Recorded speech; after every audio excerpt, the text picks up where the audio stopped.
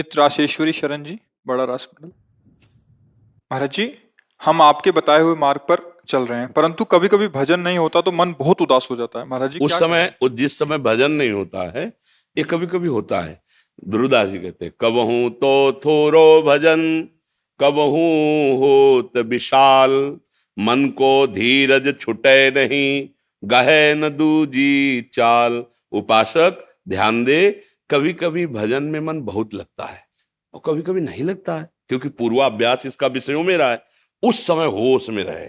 जब भजन नहीं बन रहा तो प्रपंच न करने लगे चार लोगों के बीच में, चलो अब टीवी चलाओ, भजन में तो मन नहीं लगे, चलो मनोरंजन कर लेते, चलो ये फिर तो गाहे न दूजी चाल, दूसरी बात पकड़, भजन नहीं हो रहा, कोई बात नहीं। हम श्यामा जी के हैं, ये ठसक तो है ना, हम हरिवंश महाप्रभु के हैं, हमारे गुरुदेव हैं, हमारे आचार्य हैं, इष्ट हैं। अभी भजन ही तो हो रहा, तुरंत ठसक पे आओ। कुछ भी हो मन, तू मुझे परास्त नहीं कर सकता, मेरे युगल सरकार है ना, मेरी रक्षा अब चिंतन हो रहा, अभी थोड़ी देर में बदल जाएगा मन और भजन में आ जाएगा। हम क्या करते हैं, जहां मन हमारा भजन से हटा तो उसकी मांग के अनुसार हम चलने लगते हैं। वो मांग, मन जीवित जानते हो किससे? विषय चिंतन से, विषय भोगों से मन जीवित है। और जब तक मन जीवित है तब तक प्रेम मार्ग में प्रवेश नहीं पाता। मन मारिया तन बस में कीन्हा, हुआ भरम सब दूर, बाहर से कछ दिखत लाई, अंदर चमके नूर, आपो त्याग जगत में बैठे, नहीं किसी से काम, उनमें तो कछु अंतर नहीं, संत कहो चाहे राम। वो भगवत स्वरूप हो जाते हैं। मन मारा, मन ही मारी तनहारी के, वृंदावन में गाय। मन को मारना सीखना चाहिए। अब मन कह रहा है ये भोग ये भोग, राधा राधा राधा राधा, बहुत बार तुमने जो कहा है, अनंत जन्मों में किया, अब इस जन्म में जो गुरुजी कहेंगे वही करेंगे, तेरी एक बात नहीं मान, तू मार, जला मुझे जितना जला, खत्म, उसका अस्तित्व खत्म। पर इतनी हिम्मत नहीं होती, इतना हम दुलार करते हैं मन को कि जो मन चाहता है हम फिर उसी में लग जाते। यार भजन में मन नहीं लगता, बाहर घूमे, कोई ना कोई विषय पकड़ लिए, कोई चिंतन विषय करने लगे, वो जीवित हो गया और बलवान, अब रौंदेगा आपको। गाहल दूजी चाल, दूसरी बात नहीं होने, नहीं मन लग रहा, सो जाओ चुपचाप, जब जगोगे फिर भजन होने लगेगा। या फिर किसी भगवत प्रेमी महात्मा के सानिध्य में पहुंच जाओ, या कोई ग्रंथ खोल लो। आजकल यंत्र चले हैं, सत्संग सुनने लगो, थोड़ी देर में बदल जाएगा। क्योंकि रजोगुण तमोगुण का प्रभाव आया है, इसलिए भजन में रुचि नहीं हो रही। जहां थोड़ा सात्विक सेवन हुआ, वृद्धि वृत्ति बदल जाएगी, भगवत चिंतन बनने लगे। उसमें घबराने की जरूरत नहीं है, धैर्य पूर्वक चलिए, और जब उसे स्वाद मिल जाएगा प्रिया प्रीतम का, तो ये शिकायत खत्म हो जाएगी, फिर भजन करना नहीं पड़ता। जैसे हम विषय चिंतन स्वाभाविक होता है, क्योंकि विषयों का स्वाद मन को मिल गया है। ऐसे जिस दिन, तभी गोस्वामी जी ने मांगा है, काम ही नारी प्यारी जिम, लोभी जिम प्रिय दाम। स्वाद मिल गया जिस दिन इसे, नाम का, रूप का, लीला का, धाम का, फिर ये हटाए नहीं हटेगा। जैसे आज हम विषयों से हटाना चाहते तो नहीं हट रहा, ऐसे कल भजन से भी हटाना चाहो तो हटा नहीं सकते। एक बार इसे पकड़ा दो, धीरे धीरे सत्संग के द्वारा गुरु चरण आश्रित होकर नाम जप करते हुए, वाणी गायन गाते हुए हम इसको, मन को पकड़ा दें, इसे अभ्यास कहते हैं। वैराग्य अभ्यास, विषयों का सेवन न करना और अंदर से बार बार भगवत चिंतन का अभ्यास करना, इससे हमारा मन एक दिन ऐसा आएगा, यदि गलतियां नहीं हुई तो वो ज्यादा समय दूर नहीं रहेगा, वो मन प्रिया प्रीतम में तन्मय होने लगेगा। और अगर बीच बीच में इसका मनोरंजन देते रहे, वो लंबा खींच देगा, वो लंबा खींच देगा, सांस न ले पावे। जब हम नई अवस्था के थे, तो एक परमहंस जी थे, ओंकारानंद सरस्वती, तो नई अवस्था में देख करके संतों को बड़ा सुख मिलता है कि ये नया बच्चा अगर भगवान का भजन करेगा, अच्छा महात्मा बनेगा। तो उनका पहले भी घर जाते रहते थे संत महात्मा, वो भी जाते थे, तो उनका, अच्छा तो तुम संत बन गए? उनका, हाँ स्वामी जी, हमारी इच्छा है आजीवन भगवान का भजन। बच्चा, इस मन को मारना बड़ा कठिन है। जैसे काले सर्प को अगर बंदर पकड़ ले तो उसका फना पकड़ के वो ऐसे पेड़ में रगड़ता है, फिर कान में देखता है, सू सू तो नहीं हो रहा, फिर रगड़ता है, मरने पर भी रगड़ता है। ऐसे नाम में, शास्त्र स्वाध्याय में, गुरुजनों की आज्ञा में मन को रगड़ रगड़ के मारते, मन का अस्तित्व न रह जाए, सोई महात्मा। और अगर मन बचा रहा तो कभी न कभी वो गिरा देगा, दुश्मन है। तो इस मन को अमना कर देना, मन में कोई चाह भोगों की ना रह जाना, यही मन की स्थिति है, अमना स्थिति।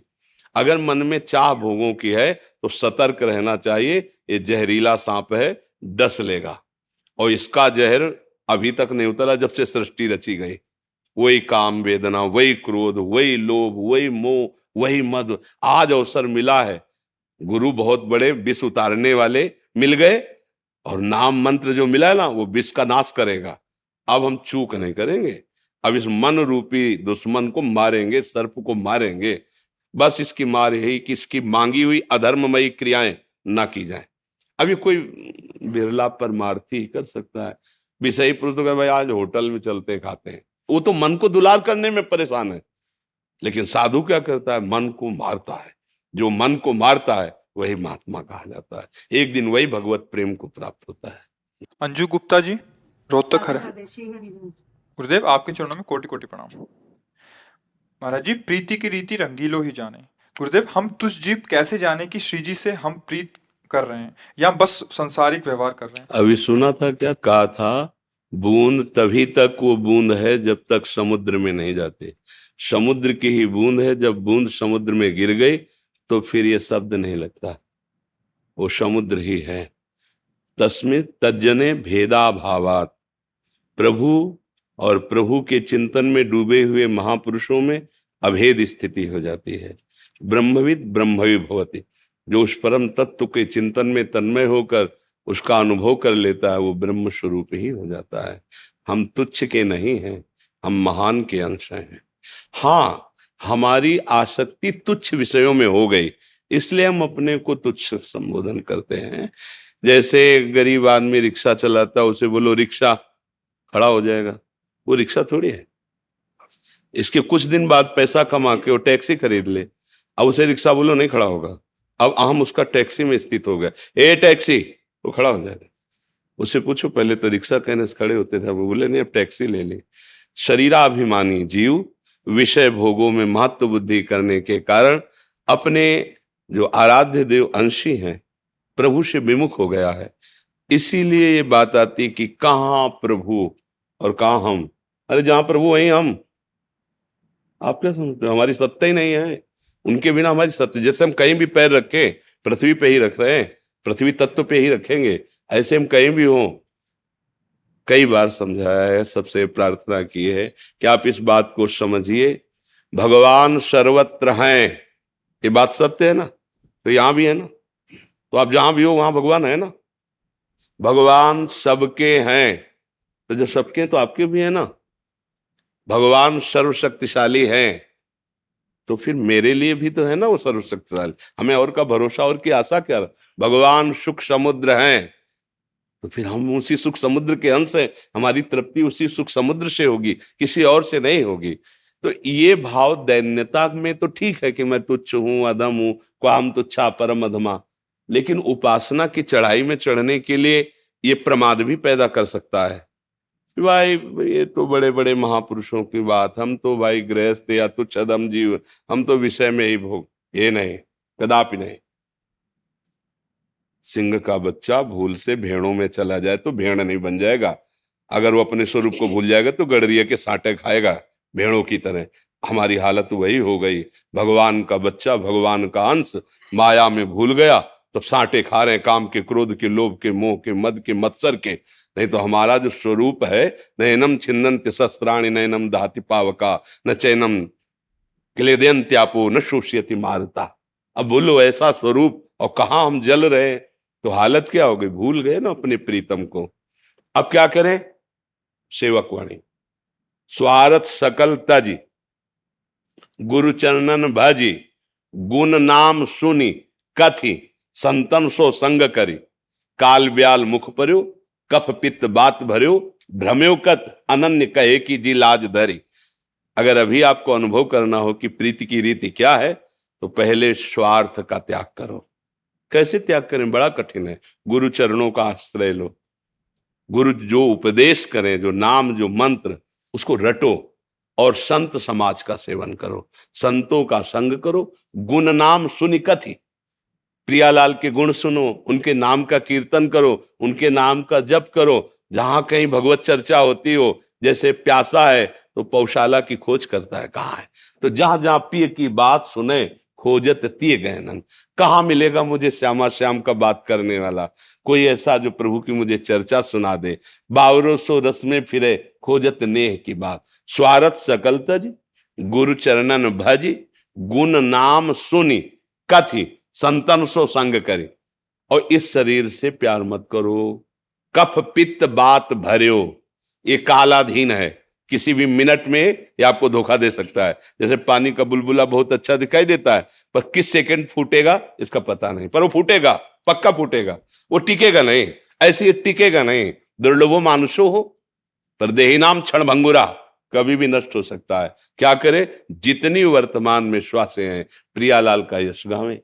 नाम बाणी जहां श्याम श्यामा तहां, नाम बाणी सुनत श्याम श्यामा सुबस। खूब प्रियालाल का जस गावें, उनकी सेवा करें, उन्हीं की सेवा की भावना से सारे कार्य करें, व्यापार करें, नौकरी करें। भगवान तो युद्ध करने की बात कर रहे हैं, मामुनिश्वर युद्ध च कोई भी सेवा भगवत भाव से की गई वो भजन हो जाता है। और भजन भी विषय सेवन की भावना से करने पर वो भी विषय ही प्रपंच ही हो जाता है। इसीलिए बोले हम 20 साल से भजन करें, हमको अनुभव नहीं हो रहा, क्योंकि अनुभव वाली गली में ही नहीं जाना चाहते आप तो भोगों वाली गली में मान प्रतिष्ठा सम्मान संस्कार तो हीरा है, चाहे जो खरीद लो, विषय खरीद लो और चाहे प्रभु को ले लो। नाम जप करके अब ब्रह्मास्त्र से कोई मच्छर मारे तो बुद्धिमान का आ जाएगा क्या? ऐसे ही नाम का प्रयोग भोगों के लिए करे, संसार के लिए, मान प्रतिष्ठा के लिए, वो ऐसे ही जैसे ब्रह्मास्त्र का प्रयोग मच्छर मारने के लिए। खूब नाम जप करो और भावना रखो प्रीति की। तो प्रीति अभी हम बोल के आए हैं कि प्रीति कहीं उपजती नहीं है। गोस्वामी तुलसीदास जी कह रहे हैं कि सबकी ममता ताग बटोरी, मम पद मन बांध बरडोरी। भगवान के श्रीमुख की बात कह रहे हैं। किनकी ममता? बोले जो जननी जनक बंद सुतदारा, तनु धन धाम स्वर्ग परिवारा। वही अपने यहाँ वाणी जी में कह रहे रसिक महापुरुष, मात तात सुतदार देह में मति अर्जय मति मंदा, हित किशोर को है चकोर तो लखी वृंदावन चंदा। उसी ममता को समेट के प्रभु के चरणों में रख दो, अनुराग हो गया, वही प्रेम हो जाएगा। अब हमारा प्रेम बिखर गया संसार में तो वही कहा जाता है मोह, आसक्ति, राग, और उसी को समेट लो। और प्रभु के चरणों में तो अनुराग कहीं नया उत्पन्न नहीं होता है। उतने ही प्रेम में रीझे जाते हैं प्रभु। जितना हम प्यार संसार में फैलाए उसे समेट के प्रभु की तरफ करें, अभी अंदर की बातें हट जाएगी। देखो बड़े बड़े भक्तजन जो कहते हैं ना कि कहाँ मैं कामी नीच पामर, ऐसे शब्द सुने जाते बड़े बड़े माँ। जैसे सूरदास जी कह रहे हैं, मौसम कौन कुटिल खल कामी, जिन मुँह को तन दियो ताको न भजन कियो, ऐसो नोन हरामी। अपने लिए कह रहे हैं। जैसे अगाध समुद्र है और सीप है, अब सीप में समुद्र कैसे समाये? ऐसे महापुरुष जन जब भगवान के प्रेम रस का अनुभव करते हैं तो उनको अपना स्वरूप क्या लगता है? सीप जैसा। और प्रभु कैसे? अगाध समुद्र। तब ये दैन्यता के भाव हैं प्रेम में। अपने लोग क्या करते हैं? इन दैन्यता के भावों को बोल करके विषय सेवन की गली साफ कर लेते हैं। भाई हम तो नीच है, पामर है, अधम है, भजन तो हमारा नहीं है, तो बड़े बड़े संतों का काम। ऐसा नहीं, संत कोई अलग धातु के नहीं बने हुए हैं, अलग पैदा नहीं हुए हैं। जैसे आप पैदा हुए हैं, जिस पांच भौतिक शरीर के आप है वैसे ही हुए। हाँ, वो भगवान का आश्रय लेकर गुरु भगवान का भजन में लगे तो आनंद सिंधु भगवान में, प्रियालाल में तन्मय हो गए। आप शरीर लेकर माया में लगे तो चिंता, शोक, नाना प्रकार के दुख, जन्म मरण, इनका भय सता रहा है। और प्रभु की शरण में हो गए तो निर्भय हो गए। बात एक ही है, अंतर नहीं है। आपका चिंतन गलत हो गया, बस इसलिए आप अपने को समझ रहे भाई वो तो महान है, हम तो लघु हैं। नहीं नहीं, एक ही ढांचे से, एक ही माटी से बने हुए सब है खिलौने। एक ही तत्व प्रकाशित कर रहा है, कोई दूसरा नहीं है कि हम में दूसरा आप में दूसरा। नहीं नहीं, एक ही प्रकाश है। हाँ, हमारा चिंतन गलत हो गया। हम गलत चिंतन, गलत क्रियाओं के कारण उस वस्तु को नहीं समझ पा रहे, इसलिए हम कह देते कि भाई हम तुच्छ प्राणी का उस प्रेम को प्राप्त करें। चाहे प्रेम हो, चाहे ज्ञान हो, चाहे कोई भी वस्तु हो, हमारे लिए है। हम प्रभु के बच्चे हैं, प्रभु के अंश हैं। पर हम चाह तो कभी ज्ञान की, प्रेम की करते ही नहीं। हम तो भोगों की चाह करते हैं, संसार के। मान तो मालिक बड़ा कृपालु है, जो इच्छा करी हो मन माही, हरि प्रसाद कुछ दुर्लभ में मिल रहा है। अब आप एक दूसरे को कोसो कि भाई वो तो ज्ञानी है, हम ज्ञानी। तो आपने ज्ञान मांगा कब? चाहा कब? आपने प्रभु से प्यार किया कब? बोले प्रभु कहाँ है, कैसे है, दर्शन नहीं देते, कहे ऐसे कैसे कैसे प्यार हो जाएगा? नहीं, ऐसी बात नहीं। आप गुरुजनों के वचन मान के देखो, साधना करके उपासना, आपको अनुभव में आने लगेगा प्रभु दूर नहीं है, वो हमारे हृदय में, वो प्रतिपल हमें प्यार कर रहे हैं। ऐसा ना हो तो आज थोड़ी बाबागिरी हुई, आज से हुई है क्या? अरे जब से सृष्टि रची गई तब से ऋषि मुनि ब्रह्म, पहले सनक सनंदन सनातन सनत कुमार ही प्रकट हुए, सबसे पहले महात्मा ही प्रकट हुए हैं, सनक सनंदन सनातन सनत कुमार। और अनुभव तब से चला आ रहा है, तो झूठा थोड़ी है। मन को मारकर प्रभु में लगाना सबसे कठिन बात है। आपको मनाया चाट पा ले, चाट पा लिया, आपको मनाया भोग भोग ले, भोग लिया। आप क्या जानो मन की मार किसे कहते हैं? उनसे पूछो जिनका मन विषयों की तरफ आकर्षित हो रहा है और उसे दबाकर राधा राधा राधा राधा, वो आग पैदा कर रहा है। उस आग में जो जल रहा है तभी वो चमक रहा है, तभी वो महान बना है। जो तपा नहीं, वो पानी रखने लायक मटकी नहीं होती, डालोगे थोड़ी फैल जाएगी। और जो आग में धर के जला के उसे पक्का कर दिया, अब चाहे जितना पानी भरो उसमें कुछ बिगड़ने वाला नहीं। तो ये जो तप है, काम क्रोध लोभ मोह मद मत्सर, इनको सहना, ये कार्य बाबा जी करते हैं। मन लागे और यार फकीरी जो सुख मिलिया राम भजन में, वो सुख नाही अमीरी में मन। अब संसार के लोग जो रुपए के पीछे घूम रहे, संसार के पीछे, माया के पीछे जब तक डोलोगे तो माया अंगूठा दिखाएगी, ले पकड़ में आएगी। और माधव के पीछे डोलोगे तो माया पीछे डोलेगी, पक्की बात है, क्योंकि वो माधव की ही है। माया के पीछे डोलने वाला कभी मायापति नहीं बन सकता। और माधव के चरणारविंद के पीछे डोलो तो माँ की तरह वो दुलार करती। माया भगवान की पत्नी है ना, भगवान को मायापति कहा गया ना, तो हमारे स्वामी प्रभु ये तो वो अम्मा की तरह दुलार कर रहे। देखो ये कपड़ा लत्ता ये सब माया ही तो है ना, वो दुलार कर रही ना, प्रभु के मार्ग में बढ़ा रही ना। और अभी इसके स्वामी बनना चाहो तो मायापति तो एक ही है, दूसरे तो हो नहीं सकते। फिर थप्पड़ लगाती है, गलत दृष्टि रखता है, ले तो यही थप्पड़ लगाना, काम क्रोध लोभ मोह मद मत्सर अन्य योनियों में फेंकना, दुर्गति होना, भय विषाद चिंता, ये है थप्पड़ माया का। और अभी प्रभु के आश्रित हो जाओ, सब सुख तुम्हारे चरणों में। लगो तो प्रभु के चरणों में लगो जी। दीपक शर्मा जी जयपुर से। श्री हरिवंश महाराज जी। महाराज जी, नियम से कर्म करना और भाव से कार्य करने में क्या अंतर है? नियम से कर्म करने वाले के ही हृदय में भाव जागृत होता है। भाव कोई बाजार में नहीं मिलता, कोई खेती में नहीं पैदा होता। जब हम नेम से कार्य करते हैं, शास्त्र नियम उसे कहते हैं, शास्त्र प्रमाणित, अपनी बात नहीं कि हमारा ये नियम है।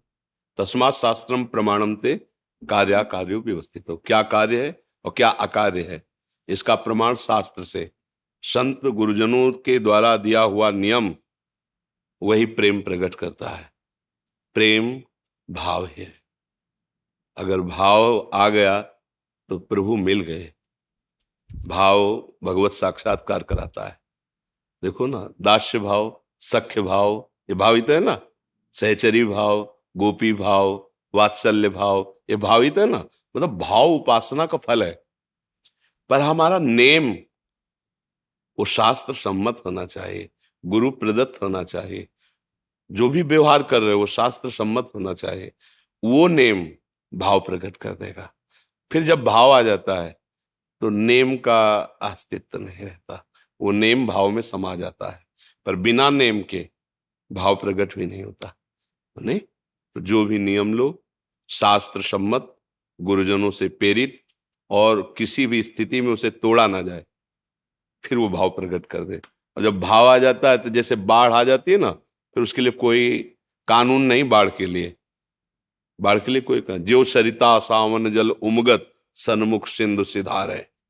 अब उसको कोई रोक नहीं सकता। वो हर बांध को तोड़ करके समुद्र से मिलने के लिए जा रही। नदी जब सावन में बाढ़ आती है तब वो कोई मर्यादा किसी की नहीं रखती, बांध की मेड़ की सब फोड़ के जा प्रीतम के मिलने के लिए भाग पड़ती समुद्र में जाने के लिए। ऐसे ही जब भाव प्रकट होता है तब सारे नेम पूर्ण हो गए, क्योंकि उनकी भाव तक ही, जैसे नाव की आवश्यकता नदी तक ही होती है, ऐसे नेम की आवश्यकता भाव तक होती है। अब भाव में आ गया, अब वो दूसरी दशा, अब उसके ऊपर नियम नहीं लगाया जा सकता।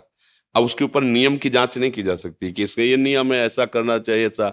जैसे कर्माबाई को भाव की प्राप्ति हो गई, अब वो विचार कर रहे हैं कि लालजू को, जगन्नाथ जी को तो शयन करा दिया जाता, रात्रि में भूखे रहते होंगे, सुबह तड़के भूख लगती होगी, तो 3 बजे कौन भोग लगाता होगा? तो 3 बजे हम बुलाते हैं भोग के लिए। उठी, सीधे खिचड़ी अमनिया की बनाई और बुलाया, आ गए ठाकुर जी, गोद में बैठा के पवा रहे। ये भाव है। अब एक दिन एक संत ने देख लिया कि वो सूर्योदय के बाद स्नान करने, तो उनका, बाई जी हमने तो सुना है बहुत भगत हो, ये स्नान का टाइम है। तो उन्होंने अपने भाव की बात बता दी संत ने। अब वो नियम वाले थे, तो उनका, ये तो बहुत बड़ा अपराध कर रहे हैं आप, बिना शौच स्नान किए पवित्र हुए ठाकुर जी को भोग बना पवा, ये तो अपराध है, नियम में है अपराध, ऐसा नहीं कर सकते। अब वो भाव को प्राप्त है, उनको तो पता नहीं। अब दूसरे दिन स्नान आदि प्रक्रिया जो नियम है, अब वो इधर ठाकुर जी को बुलाया, एक कवल ऐसे पाप है तले को, वहां पर्दा जगन्नाथ जी का जो खुला, तो वहां पहुंच गए, तो खिचड़ी लगी हुई थी मुख में। तो पार्षदों ने कहा जय जय, भोग तो अभी पधराया नहीं। तब ठाकुर जी स्वयं बोले कि कर्माबाई से बोल दो जा करके कि ये नियम के चक्कर में न पड़े, उनका जो भाव है वो मुझे प्यार है, नियम का फल भाव है। अब पीछे मत लौटो, आगे बढ़ो, तुम जैसे हमें पवाती हो वैसे ही पवाओ, हमें उस समय तुम्हारे स्नान की आवश्यकता नहीं, क्योंकि पवित्रता ही तो चाहिए ना, और भाव पवित्र हो गया तो सबसे बड़ी बात यह है। आप समझ पा रहे हैं? पहला स्टेप नियम, हाँ, फिर सेकंड स्टेप। हाँ, और वो नियम बड़ी दृढ़ता पूर्वक, वो नियम ऐसा ना हो कि आज हमें अमुक जगह जाना है, आज तो नहीं हो पाएगा, ऐसा जो नियम है उसे प्राणपण से निभाना, फिर प्रेम प्रकट हो जाता है। श्री हरिवंश महाराज जी, महाराज जी श्री जी की अपार कृपा से 5 वर्ष से बरसाना वास हो रहा है। महाराज जी नाम जप का प्रयास है किंतु निरंतरता नहीं आ पा रही, महाराज जी कृपया मार्गदर्शन करें। हाँ, तो ये तो भाव आ ही गया होगा, आप प्रिया प्रीतम की उपासना के मार्ग में है, तिलकाचार्यों द्वारा प्रदत्त है। तो जब किसी को शिष्य बनाया जाता है तो उसको ये बताया जाता है कि आज से आप प्रिया प्रीतम के हैं, आज से आपका नया जीवन है। तो ये बात हमें सबसे पहले गुरु मंत्र की तरह स्वीकार करनी है कि आज से हम गुरु जी के वचनों के अनुसार प्रिया प्रीतम के हो गए। वो किसी साधना से नहीं, गुरु जी ने कहा है कि आप प्रिया प्रीतम के हो गए। अब इसमें हमने कोई साधना नहीं की, मानी बात। अब इस मान्यता को हम कभी नहीं मिटने देंगे, चाहे नरक में खड़े हों, हो सकता है हमारी हालत खराब हो जाए, पर ये बात हम कभी नहीं भूलेंगे कि हमारे प्रिया प्रीतम, गुरु जी ने कहा था आज से तुम प्रिया प्रीतम के हो, तुम्हारे पूरे जीवन का अधिकार श्यामा श्याम को। अगर हमारा भजन नहीं हो रहा और हमारी ये ठसक है तो भजन हो रहा है कि नहीं हो रहा? अखंड क्रियाएं नहीं हो सकती, समझना, बराबर 24 घंटे माला नहीं चला सकते, ये क्रिया है। अखंड स्मृति होती है, अखंड क्रिया नहीं होती। कोई अखंड क्रिया होगी? कोई भी क्रिया बराबर अखंड नहीं, क्योंकि क्रिया हो प्रारंभ की जाती है, उसका अंत होता है। स्मृति, जैसे मैं हूं, भले उसमें तुम्हारी भूल हो गई, आपको मैं शरीर में भान होने लगा, लेकिन मैं हूं, इसकी कभी स्मृति नहीं छूटती। सो गए तो मैं अच्छा सोया, स्वप्न में तो मैं स्वप्न में हूं, जागृत में तो मैं हूं, यह है स्मृति। मैं हूं, इसकी विस्मृति नहीं हो सकती। देख लो, चाहे जिस क्रिया में जाओ, मैं ये कर रहा हूं, मैं खा रहा हूं, मैं सूंघ रहा हूं, मैं सो रहा हूं, मैं जग रहा हूं, मैं स्वप्न, मैं हूं, इसे कहते हैं स्मृति। अब मैं क्या हूं, इसे कहते हैं ज्ञान। अगर आपको ये ज्ञान हो जाए कि मैं प्रिया प्रीतम का हूं, ये शरीर प्रिया प्रीतम के भजन के लिए मिला है, दूसरों की सेवा के लिए मिला है, धर्माचरण करने, मैं शरीर थोड़ी हूं, नहीं पहले तुम्हारे पास था, नहीं आगे रहेगा, बीच में कुछ समय के लिए मिला है, फिर छूट जाएगा। अगर आप भजन कर लेंगे तो अपने अंशी प्रभु को प्राप्त हो जाएंगे, नहीं किया तो फिर दूसरा शरीर मिल जाएगा। मतलब ये आप नहीं है, आप इसके जानने वाले हैं, नहीं, आप ये थोड़ी है, ये आपको नहीं जान रहा, आप इसको जान रहे हैं, और आप अपने को भूल गए और इसी को अपना मान लिया, ये घाटा हो गया। भजन अखंड स्मृति में होता है, क्रियाओं में नहीं होता। देख लो, आप समझो, होता है ना। आप 24 घंटा माला चला सकते हो, चाहे जितने अभ्यासी हो, शौच में थोड़ी माला चलाओगे, लघुशंका में थोड़ी चलाओगे। कभी दैववशात हाथ टूट गया तो हमारा तो भजन ही छूट जाएगा। क्रियाएं प्रारंभ और अंत वाली होती है, और स्मृति, इसी से भगवत प्राप्ति होती है। हम प्रभु के हैं, श्यामा श्याम के हैं, ये पक्की बात बैठा लो। तो जब भजन नहीं हो रहा है तो उस समय भी हो रहा है, क्योंकि हम प्रिया प्रीतम के हैं। जब आपका मन अच्छा ना हो, गंदे विचार कर रहा हो, तो आपको तुरंत ये बात याद आनी चाहिए, मैं प्रिया प्रीतम का हूं। ए माया, तू अब मुझे परास्त नहीं कर पाएगी। अय मन, अब तू मुझे गिरा नहीं सकता, मैं प्रिया प्रीत। अब ये भजन ही तो हो रहा है। किसी भी तरह से प्रभु का स्मरण आ जाना, हरि स्मृति सर्व विपद में, उसी समय सब ठीक हो जाएगा। निरंतरता स्मृति में होती, क्रियाओं में नहीं होती। 2 घंटे 4 घंटे पूजा करोगे, इसके बाद कुछ भी, भोजन कितनी देर पाओगे, सोओगे कितनी देर सोओगे, पड़े रहोगे कितनी देर पड़े रहोगे। कोई भी क्रिया प्रारंभ है तो अंत भी है, लेकिन स्मृति अखंड है। अब तुम विस्मृति के गर्त में हो गए हो, तुम्हें याद नहीं है, बकाओ चल रही है, आज भी है, मैं हूं, ऐसा है ना। बोलो, इसको भूल सकते हो? मैं हूं, कभी नहीं भूल सकते। यह शरीर छूटेगा, जैसे स्वप्न में शरीर छूट जाता है, इसका भान तो नहीं होता, पर आप होते हैं ना, ऐसे ही अनंत काल तक ये नहीं नष्ट होगा। मैं हूं, तो मैं किसका हूं? बस ये ज्ञान हो जाए, मैं कौन हूं ये ज्ञान हो जाए, तो बस बात बन जाए। अब मैं कौन हूं ये ज्ञान हो गया तो मोक्ष प्राप्त हो गए, और मैं किसका हूं ये ज्ञान हो गया तो प्रेम प्राप्त हो गया। बस इसी की निरंतर स्मृति रहती है। जैसे हम मूर्छित हो जाएं तो हमसे कोई क्रिया नहीं होगी, भजन नहीं होगा, ध्यान नहीं होगा, लेकिन उस अवस्था में भी मैं जागृत है, मैं रहता है। नहीं, होश किसको आएगा फिर? अगर वो चला गया तो फिर होश किसको आएगा? वो आता ना कि कब से हम मूर्छित हैं, बोले 2 घंटे से दवाई दी और ये सब किया तो आपको होश, पर उस समय वो है। करण भले होश में नहीं, लेकिन वो है। वही ऐसे ही भगवत प्राप्ति होती है। जब ये स्मृति बैठ जाती है, मैं श्यामा श्याम का हूं, तो भजन नहीं हो रहा है, ध्यान नहीं हो रहा है, मूर्छावस्था है, पर उसकी स्मृति में बैठा है, वो है, उसे परमात्मा प्राप्ति करा दे। ये सूक्ष्म विषय है, थोड़ा बुद्धि पवित्र होगी तो आप पकड़ पाओगे बात। जी, हमारी दादी जी निरंतर माला जप करती थी। तो जब वो आखिरी जो था समय, उसमें जब वो शांत हुए, तब भी उनका माला तो नीचे आ गई थी, लेकिन ऐसे ऐसे उंगलियां अभ्यास जैसे अभ्यास किया, पर अंतर के बाहर के अभ्यास से अंतर पहुंचा जाता है। वो अंतर का अभ्यास दृढ़ हो गया तो बाहर तो जो संस्कार है, जो क्रियाएं तो हो रही हैं, उसका कोई तात्पर्य नहीं, बात अंदर की है। अगर अंदर का अभ्यास निरंतरता स्मृति का बन गया, और ये होती है स्मृति, मैं प्रिया प्रीतम की हूं, मैं श्यामा श्याम की हूं, ये बैठ जाए अंदर। बस अभी जवान से हम कह रहे हैं, लेकिन हमारी पत्नी, हमारा पुत्र, हमारा परिवार, हमारी धन संपत्ति, मैं पुरुष, ये सब बैठा हुआ है मैं में, इसीलिए वो आनंद का अनुभव नहीं हो रहा। धीरे से, कृपा से ये धीरे धीरे मैं बदले तो बस बात बन जाएगी। दीप नारायण सिंह जी। राधा राधा। राधे राधे महाराज जी, चरण स्पर्श। महाराज जी, मैं हाल में ही भारतीय वायुसेना से सेवानिवृत्त हुआ हूँ। मेरे वृद्ध माता पिताजी गांव में रहते हैं और मैं अभी बेंगलोर में रहता हूँ। मेरे माता पिताजी चाहते हैं कि मैं अब गांव में ही उनके पास रहूं, उनकी सेवा करूं। गुरुजी, मेरी भी यही इच्छा है, परंतु अपने बच्चों की शिक्षा के बारे में सोचता हूं तो धर्म संकट में पड़ जाता हूं। मेरे माता पिता किसी भी हालत में, उनको बंगलोर बुलाइए, तो आप फिर, आपका अब विशेष कर्तव्य है माता पिता को सेवा देना और उनको दुलार देना, पैसा देना नहीं। जैसे बच्चे हैं ना, अनाथालय में पैसा जमा कर दो माता पिता का, अगर तुम्हें अनाथालय में वो पालते तो तुम्हें कैसा लगता?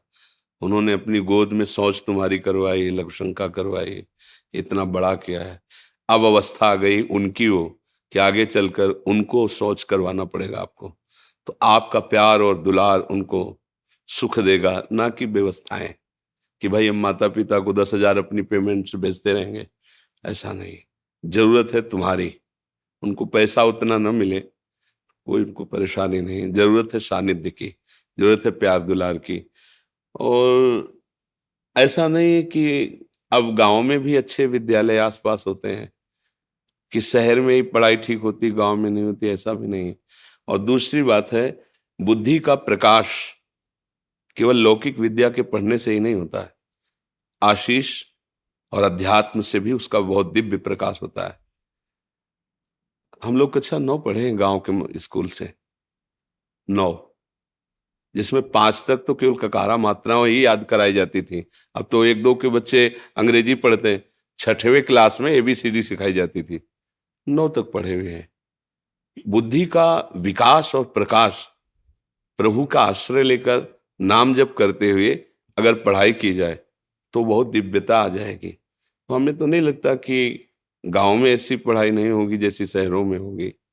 हाँ, ये है कि परिवार न राजी हो, बात तुम्हारा अलग है, लेकिन अब इस समय राजी नाराजगी की बात नहीं, इस समय उनको तुम्हारी सानिध्य की जरूरत है, माता पिता के सानिध्य की जरूरत है, और उनका आशीष भगवद आशीष है।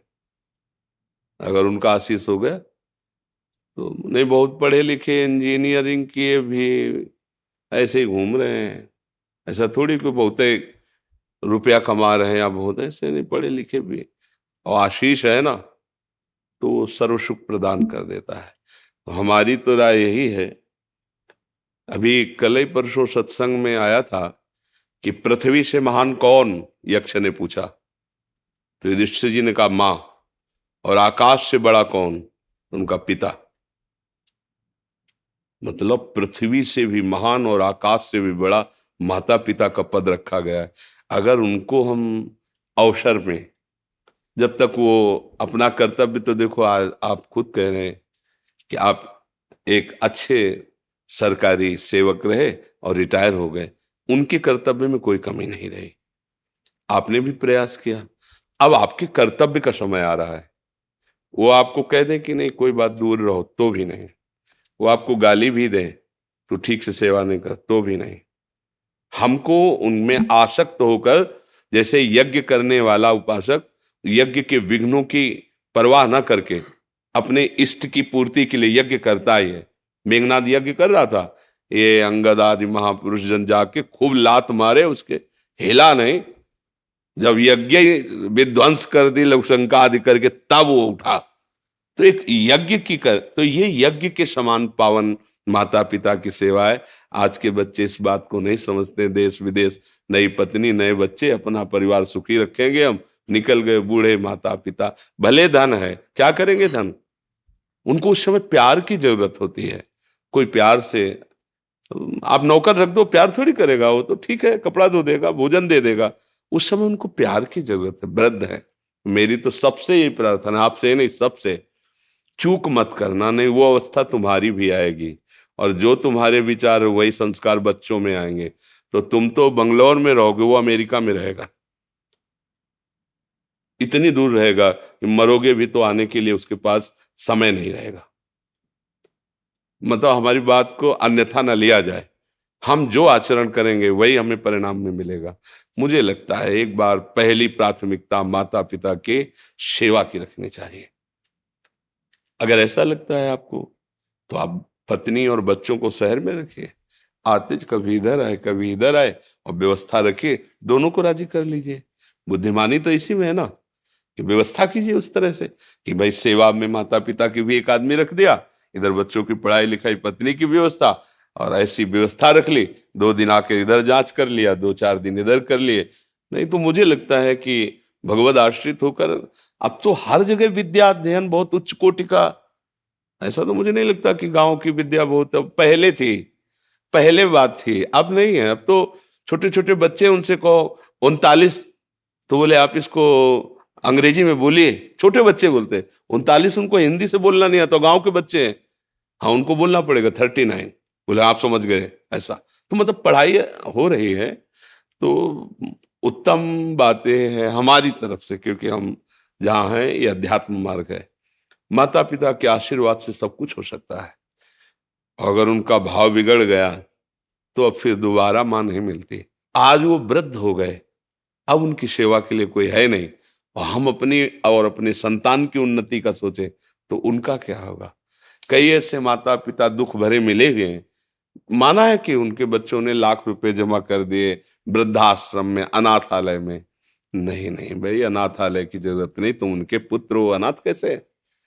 उनकी, चाहे उनको समीप बुला के या उनके समीप जाके या दोनों की दोनों जगह व्यवस्था करके पढ़े लिखे हो जैसे बने उनको राजी कर लो, और जब तक उनका शरीर पूरा ना हो जाए तब तक ये बहुत बड़ी यज्ञ है, बहुत बड़ी तपस्या है, ये मानकर। वो तुम्हें गाली दे सकते हैं, वो 4 लोगों के सामने तुम्हारी निंदा कर सकते हैं, रात दिन सेवा करोगे फिर भी वो निंदा करेंगे, तुम्हें नहीं सुनना, तुम्हें वही सेवा करनी जैसे कर रहे हो, तो उसका फल क्या होगा?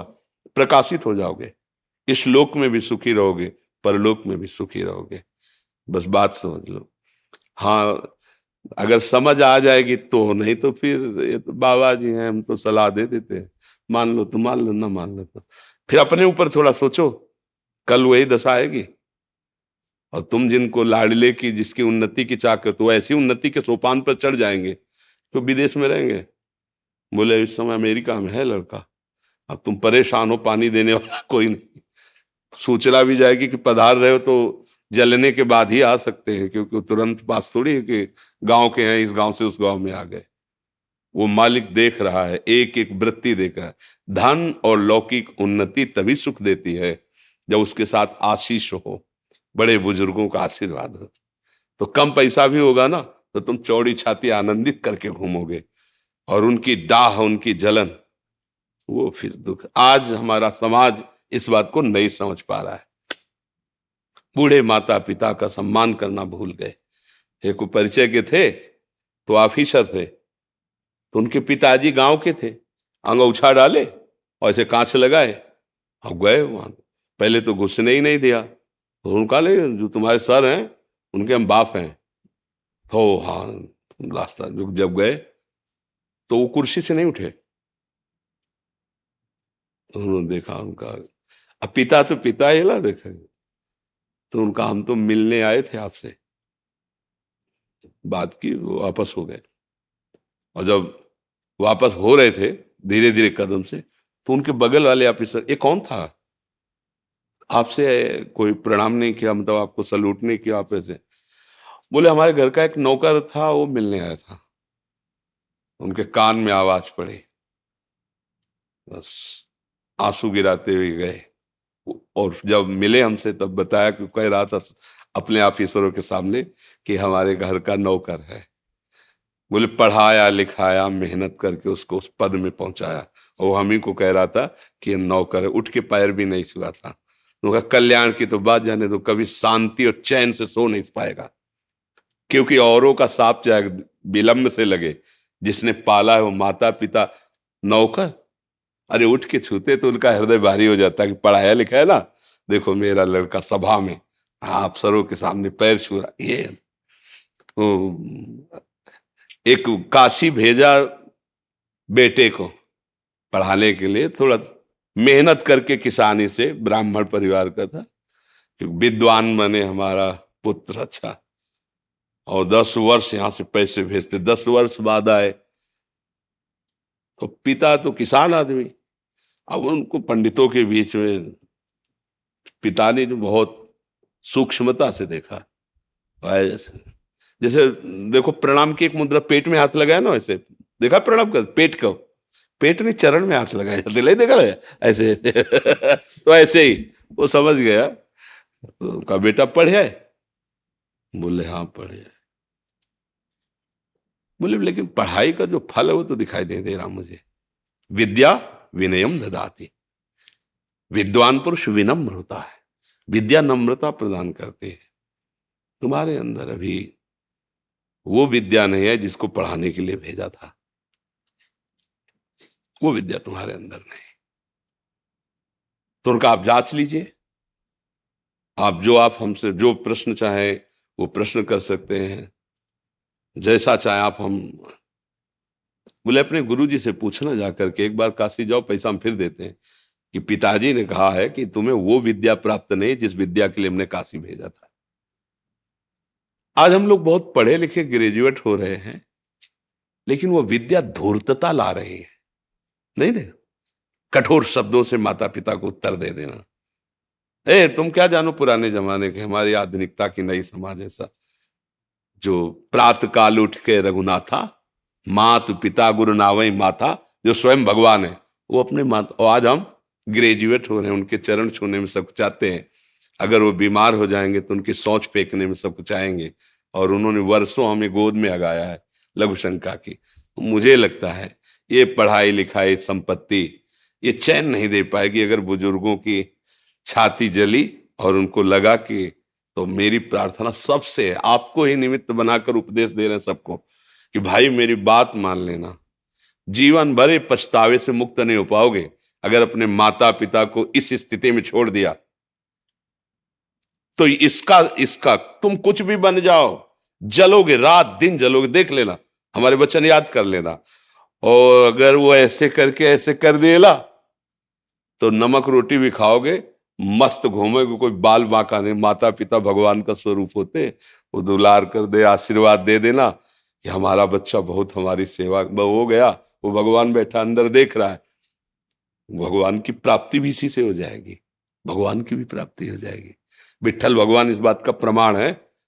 मुंडरीक जी अपने माता पिता की सेवा करते थे, भगवान का स्वयं आकर भगवान कहा कि हमारा साक्षात्कार कर लो, मैं भगवान हूं। आज भी बैठे हैं, जो विठ्ठल भगवान है ऐसा होता है।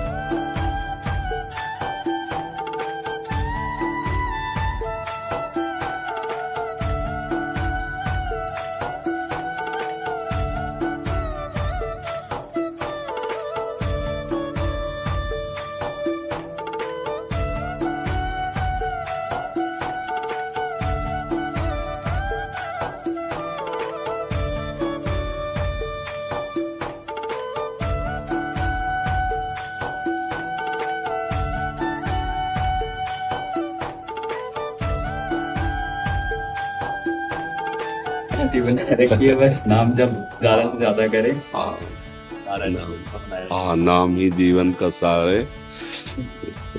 नाम और सेवा, ये दोनों, जैसे पंछी जो है ना, दो पंखों से ही आकाश में उड़ सकता है, ऐसे ही अगर हम उस आनंद को प्राप्त करना चाहते हैं जो हमारे गुरुजनों ने दिया है, गुरुवाणी में है माँ, तो दो बात ध्यान रखें, एक तो नाम जप और दूसरे सेवा का अवसर जहां हो फिर चूके ना। दूसरों की सेवा करना और अपने आराध्य देव का नाम जप करना, इससे सब कुछ प्राप्त हो जाता है, जो चाहे प्राप्त कर सकता है। यही प्रधान वस्तु है। देखो आप गुरुवाणी जी में, ग्रंथ साहब में सब महापुरुषों के अनुभव लिखे हुए हैं, तो सुमिरन और सब महापुरुषों की सेवा की भावनाएं, सेवा, सुमिरन और सेवा, सब कुछ प्राप्त हो जाता है। हम जब ये सुनते हैं ना कि जैसे गुरुद्वारे पे कोई भी चाहे जितना धनी हो जाए, वहां पादुका सेवा, तो हमारा हृदय भर जाता कि देखो कैसी गुरु दरबार की महिमा की अभिमान रस से बिलक कर देता है। इसलिए पहले तुम सबकी पादुकाएं साफ कर, तुम्हारा अभिमान गलित हो, तब चलो अंदर। गुरु कृपा का तभी तुम रसास्वादन कर सकते हो जब ऐसी सेवा में तुम्हारी रुचि हो कि सब जो हमारे गुरु के दर्शन करने आ रहे गुरु ग्रंथ साहब के गुरु दरबार में, वो इतने हमारे लिए पूज्य कि उनकी पादुका हम साफ कर रहे हैं। सेवा और सुमिरन दो अगर हम पकड़ ले तो भगवत कृपा, गुरु कृपा सब प्राप्त हो जाती है।